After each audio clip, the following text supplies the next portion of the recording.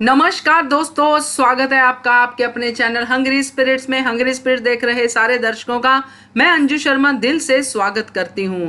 तो इश्क पर जोर नहीं, जी हाँ, इसी सीरियल की बात करेंगे इस वीडियो में। और कल जो हमने देखा, देख के एक बार तो मुझे डर लगने लग गया है दादी से, क्योंकि दादी जिस तरह से दिखाती है अपने बच्चों के साथ कि इतनी अच्छी दादी है, इतनी मॉडर्न दादी है, बट अल्टीमेटली उसका माइंड तो मर्डरर का माइंड है। वो तो खुश हो रही है कि वो सोनू की मम्मी, आहान की मम्मी मर गई है। दोस्तों, इस तरह की थॉट वाली दादी, बाप रे। करते हैं बात, और बाकी इश्की और आहान की भी बात करेंगे, क्योंकि उनकी बात करना तो बहुत ही जरूरी है, क्योंकि उन्हीं के इश्क पे तो ये कहानी है। चलिए शुरू करते हैं, मगर पहले वही गुजारिश, जिन्होंने चैनल को सब्सक्राइब नहीं किया है कृपया कर लीजिए। साथ में दोस्तों बेल आइकॉन दबाइएगा ताकि आपको हमारे वीडियोस के नोटिफिकेशन मिलते रहें। Thank you so much.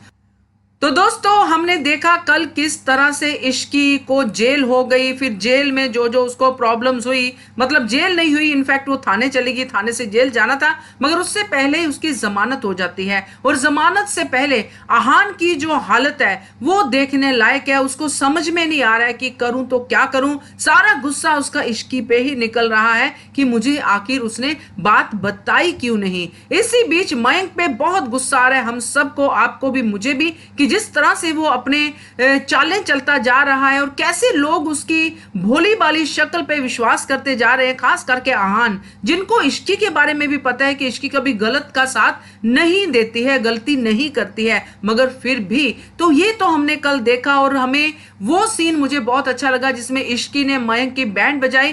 किस तरह मयंक ने जीत के जश्न के साथ फोन किया था कि अब तो इश्की तुम हार गई हो, मगर इश्की का जवाब बहुत सही था। सही में हारा तो मयंक है, क्योंकि उसका जो पर्पस था कि सोनू की शादी रुक जाए, ये शुरू ही उसने तभी किया था जब उसको सोनू ने थप्पड़ वाली बात कह दी थी कि मैं होती तो तुम्हें थप्पड़ मार देती। मगर वो थॉट के साथ उसने बदला लेना शुरू किया। बदला तो वो सोनू से ले नहीं पाया, फ्लॉप हो गया, और इश्की के चाल में, इश्की के जाल में फंस गया। तो ये मयंक के साथ हो गया, मगर उसको तब रियलाइज हुआ जब इश्की ने ये बात कही कि हारे तो तुम हो, तुम्हारी जो प्लानिंग थी उसको मैंने फेल कर दिया। सोनू ठीक ठाक, उसकी शादी हो गई, अब वो अपने घर पे है, इज्जत से है, तुम इसकी इज्जत उछालना चाहते थे। तो ये बात सुन के दिल को संतोष हुआ कि चलो, एक बात तो है कि इश्की ने कुछ तो इस पूरे के पूरे सीन में कर दिया है, मयंक को हराकर अपने आप को साबित। मगर मेरा पॉइंट फिर से वही रहेगा दोस्तों कि मयंक जैसे लोगों को ऐसे खुला नहीं छोड़ना चाहिए, उनको एक्सपोज करना ही चाहिए।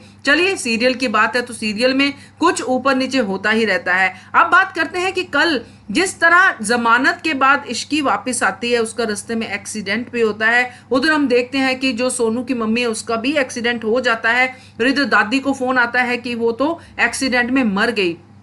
दादी खुश है कि अच्छा हो गया, कांटा निकल गया। बाप रे बाप, ऐसी दादी किसी के घर ना हो भाई, जो दो दो इतने खतरनाक रूप लेके रह रही है, जो बच्चों के अंदर इस तरह से अपनी माँ के प्रति नफरत पैदा कर रही है कि क्या कहने।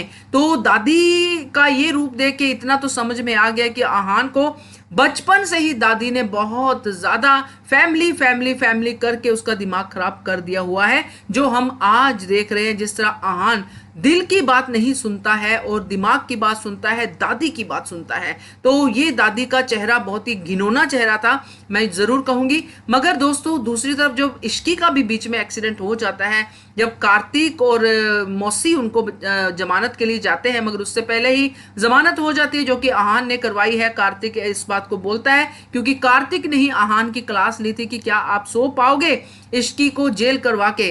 तो आहान इश्की को मैसेज करता है, जैसा मैंने आपको कल बताया था। तो उस मैसेज पे इश्की भागती है, एक्सीडेंट होता है। तो लगता तो ये था कि एक्सीडेंट की वजह से इश्की आहान तक पहुंचेगी ही नहीं, मगर वो रात से निकली हुई इश्की जिसका एक्सीडेंट होता है और अगले दिन सुबह पहुंचती है स्विमिंग पूल के किनारे। आहान अब इश्की की ही यादों में बैठा पानी में अपने शूज गीले कर लेता है, और इसी यादों में सुबह हो जाती है और इश्की सुबह पहुंचती है। मैं इस बात से हैरान हूं, जरूर ये बाद में इस बात को खोलेंगे जरूर कि इतनी लंबी रात में इश्की कहाँ थी, क्योंकि जब वो आहान के पास आती है तो वहां पे आहान के पास आने के समय उसको चोटें वैसे की कोई मरहम पट्टी नहीं हुई है, ऐसा नहीं दिख रहा कि हॉस्पिटल थी, हॉस्पिटल से उठ के आई है या कैसा है, वो सीधी एक्सीडेंट स्पॉट से उठ के आई हुई लग रही है। ये तो बाद में पता चलेगा कि उतने घंटे इश्की कहाँ थी, मगर फिलहाल के लिए जो इश्की वहां पे पहुंची उसकी चोटों को भी नहीं देखता है, आहान कुछ नहीं देखता है, यानी कि सीधे सीधे सामने दिखता है कि उसको चोट लगी हुई है, क्यों नहीं पहुंची रात को ये नहीं पूछता है, सिर्फ नहीं पूछना है, नहीं बात करनी है, ये कह के वहां से कल्टी हो जाता है। तो ये थोड़ा सा कम हजम होने वाला सीन है कि या तो इस तरह से नहीं होता, या तो वो मिलते नहीं, या फिर आते फिर वो आहान पहले निकल जाता, कुछ और तरीके से मैनेज करते तो और ज्यादा अच्छा लगता। मगर खैर अब स्टोरी 6 महीने आगे जा रही है, आज हम 6 महीने आगे का देखेंगे कि कैसी है इश्की और क्या है आहान, और इसमें सोनू क्या रोल प्ले करती है। इतना लंबा चुप कोई कैसे रह सकता है जिसको किसी ने इतनी बड़ी प्रॉब्लम से बचाया हो।